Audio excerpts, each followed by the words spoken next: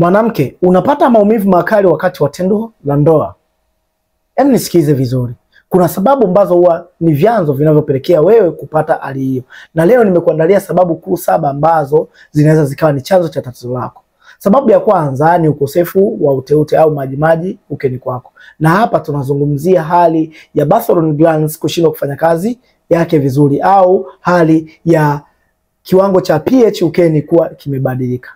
Ila sababu ya pili ni mashambulizi na maambukizi kwenye njia yako ya mfumo wa uzazi, kuanzia ukeni kwenye mfumo wa mkojo hadi kwenye via vyako vya uzazi. Hapa tunazungumzia UTI sugu, fungus, sawa, gonorrhea, sawa. Hayo yote ni mashambulizi, pelvic inflammatory disease, yote yanaweza kapelekea hiyo hali kutokea, ikiwa na pamoja na changamoto ya human papilloma virus HPV.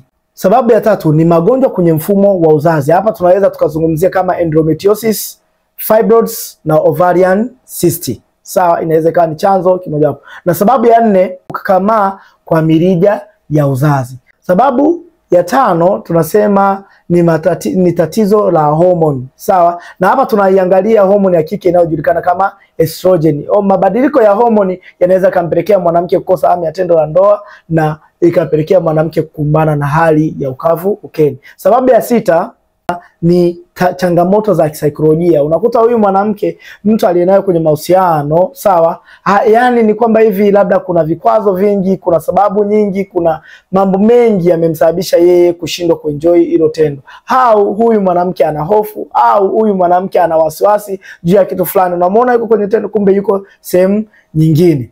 Na sababu ya mwisho kabisa, matumizi ya kinga. Nafikiri umenielewa vizuri, sina haja kuzungumzia zaidi.